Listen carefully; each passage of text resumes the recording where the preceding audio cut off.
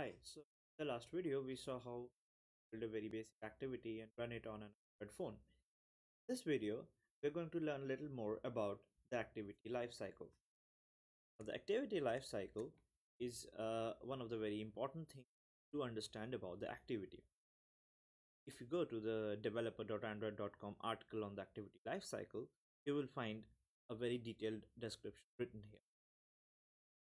The important thing that we're concerned with here is this flowchart where we're going to take a look at what are the different states our activity can be in.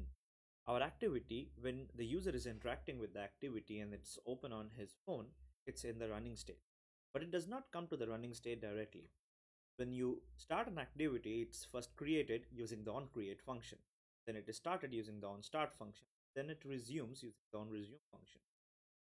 After the activity is running, if some other activity comes into the foreground, your activity is in the pause state, and if you go back, it resumes again.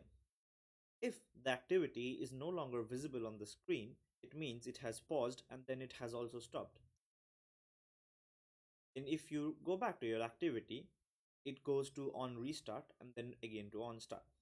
And finally, if you go to your recent screen and swipe away that activity, or because of some other apps running on your phone, if that activity is stopped, then the onDestroy method is called and the activity is destroyed. After this point, if you start this app once again, the same activity will not be launched. A new activity will be created and launched.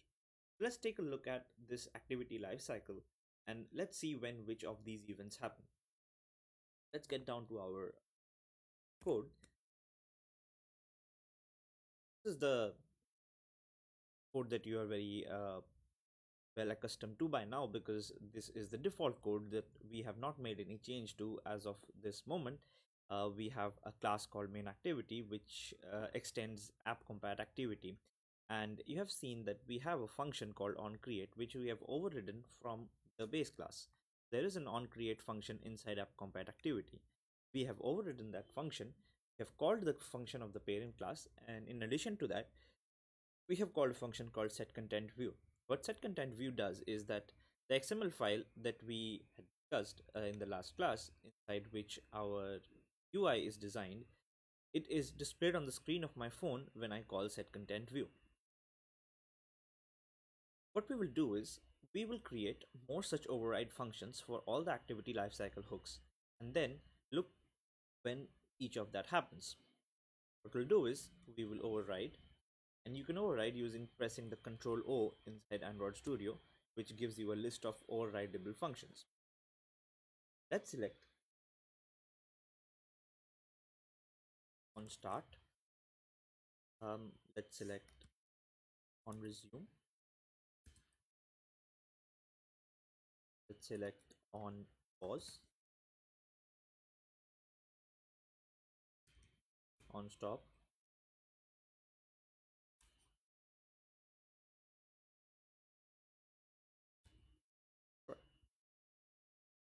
let us write these down in the order in which they happen.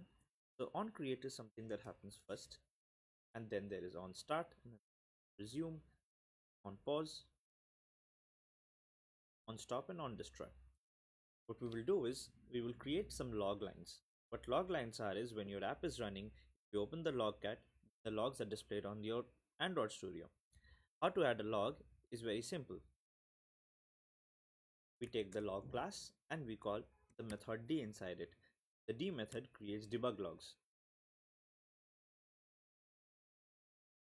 We will create a tag inside our activity. A tag is basically a constant string by the name of tag, which we set activity lifecycle.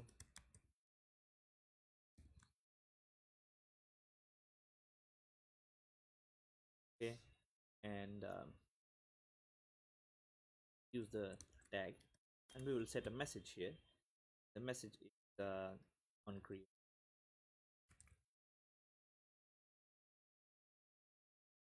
This kind of a log function can be easily created using the logd helper inside Android Studio as well. You can write logd in all small, press tab. I've got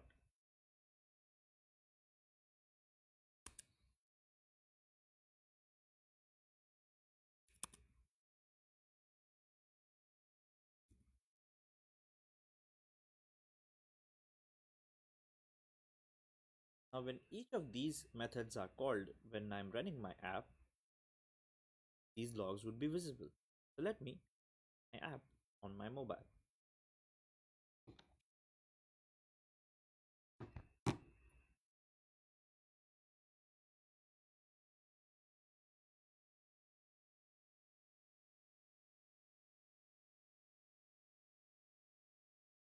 Bring mobile screen here and observe if these things are happening.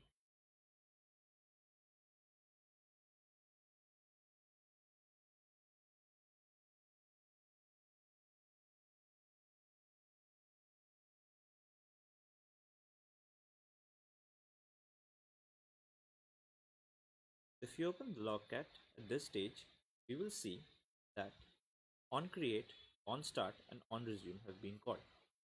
Let us go to the recent screen. That results in onPause and onStop to be called. Let's come back to the screen. Opening the notification drawer does not result in any change in the activity lifecycle.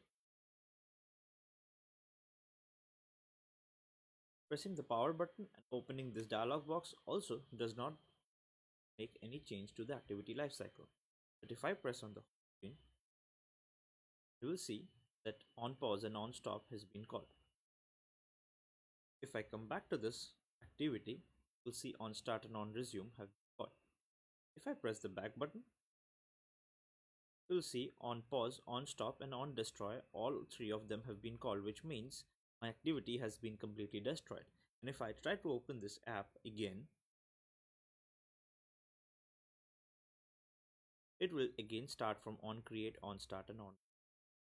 This basically proves that this table, this flowchart given on the activity lifecycle page on Android, where if you close the app, then onDestroy is called.